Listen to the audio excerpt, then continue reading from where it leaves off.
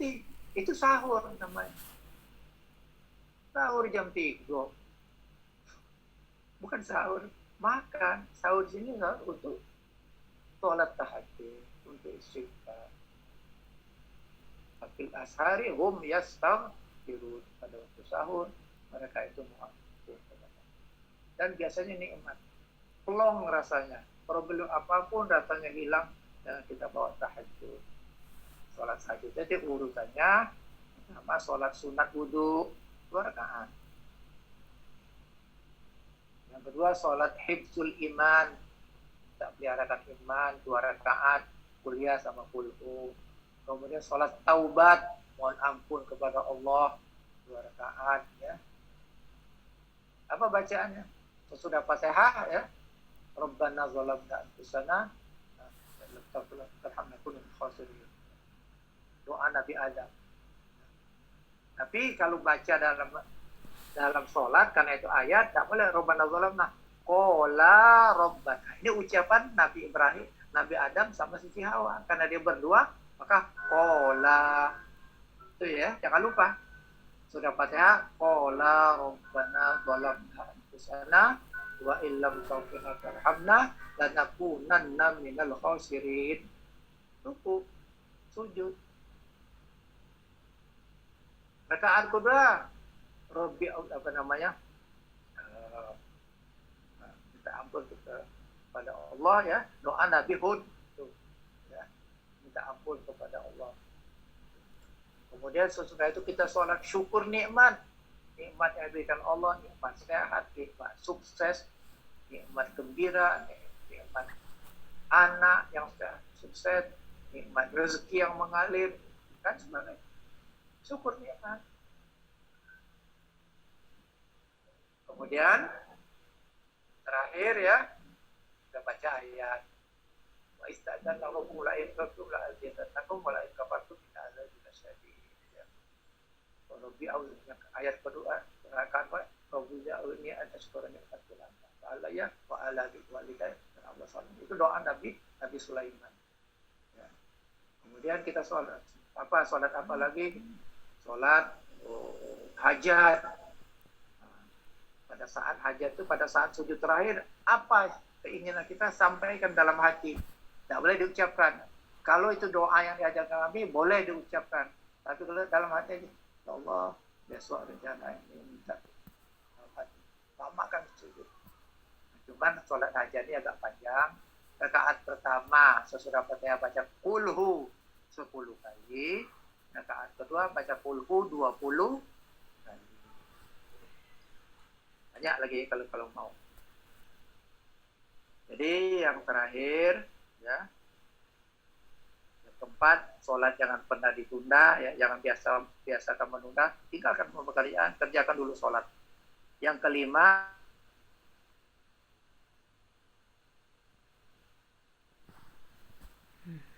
apa putus?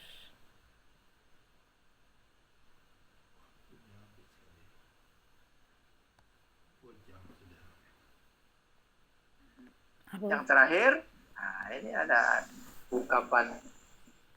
Kalau orang suka berpantun, ini pantunnya. Keep spirit, tetap semangat. Keep istiqomah, tetap istiqomah. Keep istiqomah every day. Tiap hari kita istiqomah, konsisten. Sholat ini kewajiban dan kebutuhan, maka tidak akan ketinggalkan. Dan kemudian, dan everything's gonna be away. Everything is gonna be okay. Semua sesuatu kalau kita sholat akan dimudahkan Allah.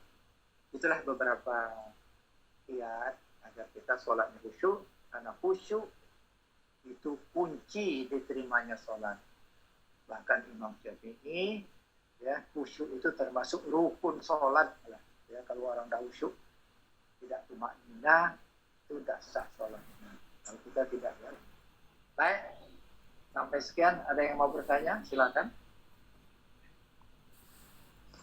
Baik, terima kasih Pak Ustadz Taufik Kamil yang telah menyampaikan tausiahnya cukup panjang dan jelas bagi kita semua dengan tema Isra Mi'raj. Pengirat waktu kami langsung saja serahkan waktu sepenuhnya kepada teman-teman dulu sekalian. Ada yang mau menyampaikan pertanyaan, kami persilakan langsung saja pada Pak Ustadz. Silakan. Assalamualaikum warahmatullahi wabarakatuh, Pak Ustadz Taufik Kamil. Ya, silakan Pak. Ya, Ibu Adi. Wadi. Kan kita tahu bahwa perjalanan Isra Mi'raj tadi dari itu kan naik ke langit pertama, kedua, ketiga sampai ketujuh itu kan kalau tidak salah itu setiap langit kan Nabi Muhammad berjumpa sama para nabi. Ya. Dan Nabi Muhammad bisa melihat bentuk tubuh daripada para nabi tersebut. Ya.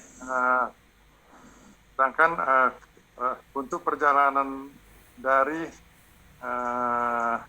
Mekah ke Palestina, begitu sampai di Palestina itu apa yang dilakukan? Esensinya apa? Kenapa kok harus ke Palestina? Kenapa tidak dari Mekah langsung naik ke langit? Dan juga dari Mekah ke Palestina itu apakah langsung? Apakah ada berhenti atau transit, misalnya apakah berhenti di Madinah atau apakah juga berhenti di tempat lain? Dan kalau ada itu apa yang dilakukan Nabi Muhammad? Saya kira itu aja Pak Ustaz. Baik, terima kasih Pak Fuadi Abbas. Pertama, beliau mampir dari Makkah directly Palestina, Yerusalem, karena Yerusalem ada Masjidil Aqsa dan itu kiblat umat Islam pertama dulu di situ sebelum pindah ke Masjidil Mekah. Haram. Ya, jadi kiblat pertamanya memang di situ. Palestina, Yerusalem tempat lahirnya para nabi. Hampir sebagian besar nabi lahir di situ. Ya. Nabi Muhammad aja yang di Mekah. Ini istimewanya. Jadi sana, jadi karena itu beliau ke sana perintah Allah untuk ketemu dengan ruh para nabi-nabi. Coba ini, Nabi Muhammad bisa ketemu Nabi Adam, Nabi Idris, Nabi Musa dan seterusnya. Setiap tingkat itu ketemu para nabi. Dan Nabi diminta sholat menjadi imam, mengimami para nabi, bayang. Istilahnya. Itu ada kubah. Ada bangunan, ada kubah. Maksudnya itu dari situlah Mi'raj. Muhammad SAW. Sehingga dengan demikian, perjalanan ini sesuai dengan skenario Allah. Ya. Mampir tak? Nah, dari Mekah langsung ke Palestina dan Yerusalem ke Baitul Maqdis. Kendaraannya apa? Buraq. Burak itu kayak apa? Wallahu a'lam. Termasuk gaib juga. Tapi saya pernah lihat gambar burak di rumah mak nenek itu siapa namanya? Pak De ya. Dulu apa di Meranjat tuh ada gambar burak. Kuda, kayak kuda, ya, ada ekornya, tapi kepalanya kalau orang wanita, tapi sayapnya kecil. Ini dari segi ilmu hewan tidak mungkin bisa terbang. Badan kuda besar kok sayapnya kecil. Burung itu bisa terbang karena sayap besar. Nah, jadi ini buruk ya. Tidak bisa dibayangkan. Ini gaib, semuanya masalah gaib. Dia memimpin sholat untuk dipertemukan dengan para nabi. Kemudian baru Mi'raj naik ke langit. Perjalanan itu dari Mekah ke Yerusalem sampai ke Sidratul Muntaha menghadap Allah itu tidak sampai setengah malam. Padahal jaraknya jutaan kilometer. Makanya tidak pakai rasio. Maka dalam Al-Quran ya disebut Subhanalladzi asra bi'abdi lailan minal masjidil haram ilal masjidil ya. Barakna lahu. Jadi Maha Suci Allah yang telah memperjalankan. Kata-kata asra ini yang berjalan itu, terbang itu, yang menerbangkan Allah. Yang mengorbitkan Nabi Muhammad itu Allah, bukan Nabi Muhammad yang mengorbit sendiri-sendiri, tidak. Ya. Saya pernah baca astronaut Amerika untuk bisa terbang ke angkasa luar, ya, itu pakaiannya saja pakaian astronaut. Helmnya saja harganya berapa miliar karena terbuat dari platina. Kalau besi biasa itu terbakar. Belum lagi pakainya. Kalau tidak pakai itu dia akan hangus terbakar nanti. Pesawatnya aja Challenger itu dilapis ya. Tapi Muhammad tuh pola pakai sorban aja, tidak pakai itu. Penting mukjizat pertama yang situ. Yang kedua kendaraannya borak, bukan angkasa luar Atlantis, bukan. Yang ketiga waktunya singkat, ya sudah saya katakan itu jarak bulan dengan bumi aja 400.000 kilometer, apalagi melampaui bulan ini ya. Jadi mukjizat khariqul adah, suatu kejadian fenomena yang di luar nalar, di luar rasio kebiasaan. Itu kita percayai dengan iman. Makanya iman dulu ya. Nabi itu diperjalankan, bukan dia jalan. Sama aja, keong, siput, lambat jalan. Tapi kalau kita angkat, keong tuh kita lari, kita pergi ke sana, sebentar lagi dia sampai. Karena kita angkat, kita perjalankan. Demikian juga Nabi itu diperjalankan, diorbitkan oleh Allah. Pertanyaan berikut tadi apa tadi? Lupa. Sudah. Itu ya, Pak ya. Ya Pak, sudah Pak. Nah, terima kasih. Berikutnya. Ya, sama-sama. Berikutnya. Baik. Terima kasih Pak Fuad. Terima kasih Pak Ustadz. Ya. Kami persilakan. Mungkin ada yang lain. Masih ada waktu, kita mungkin akhir jam 10 ya. Kalau mungkin dah. Om Ade itu buka itu, unmute ke dia nak nanya itu. Ade Akil. Ada? Unmute kan Silakan. dulu. Ada yang lain mau bertanya? Langsung aja ya. Oma. Siapa? Ade Akil. Silakan. Ya.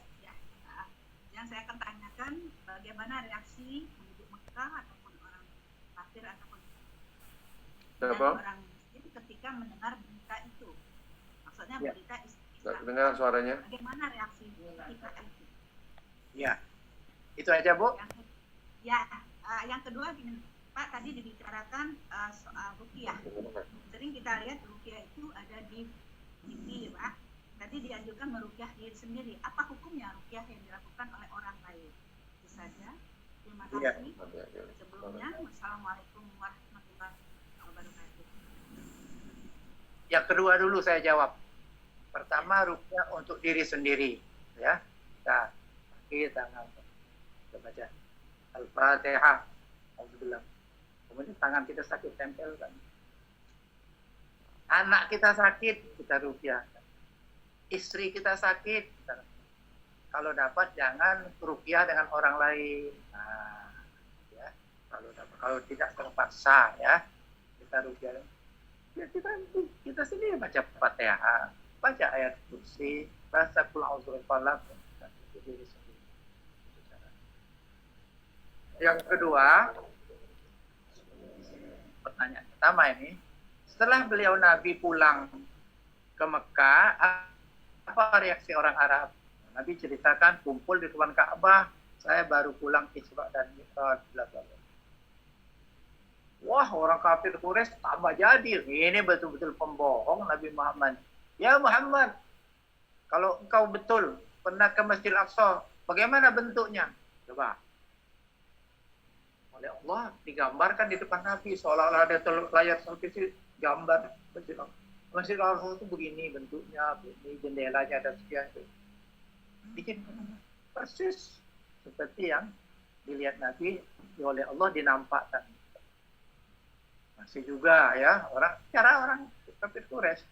Nah, kemudian orang nanya, Abu Bakar datang.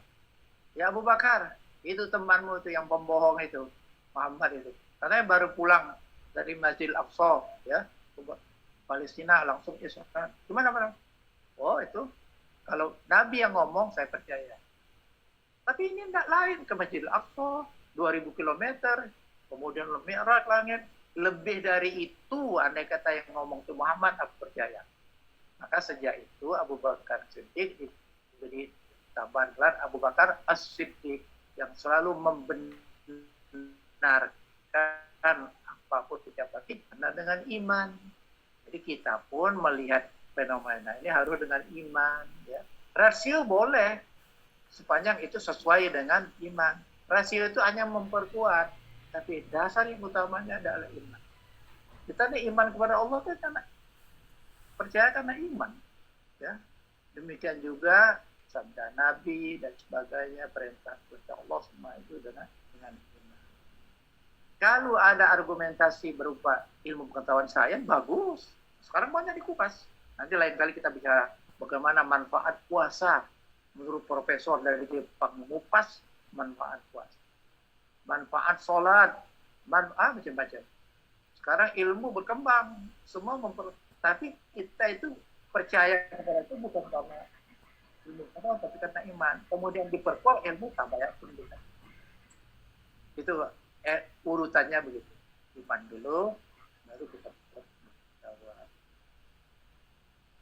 Apalagi ada yang tanya? Terima kasih Pak Ustadz jawabannya. Ya, sama-sama.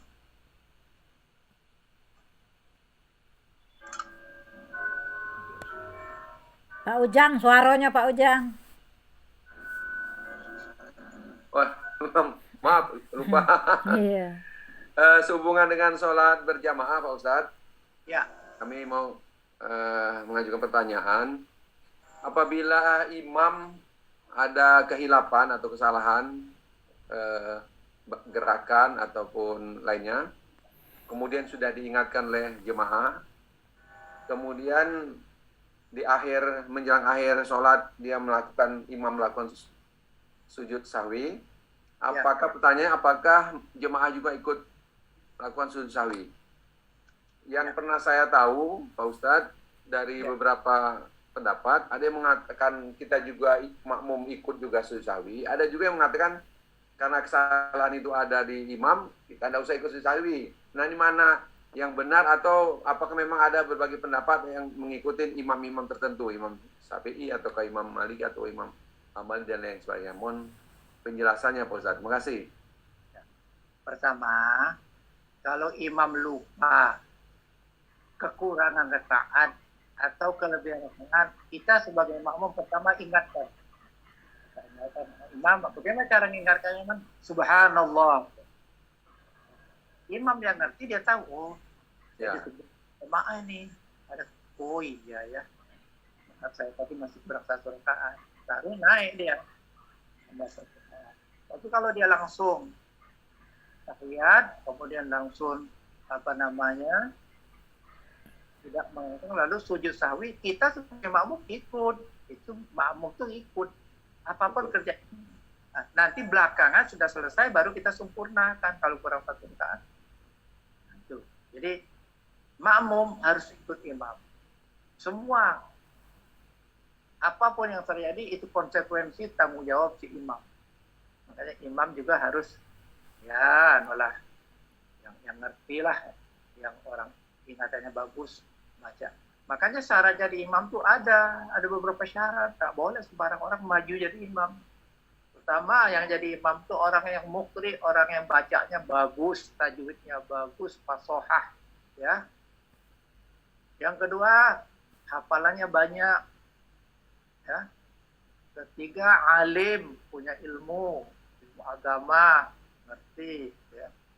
Nah, yang terakhir, baru umurnya lebih tua. Lalu sama, akhirnya umur. Kalau umur jarang yang sama. Mesti ada tua muda, ya. Kalau zaman Nabi dulu malah yang ada imam tuh orang yang pertama kali hijrah. Sekarang kan tidak ada lagi. Itu saja ukurannya. Pertama,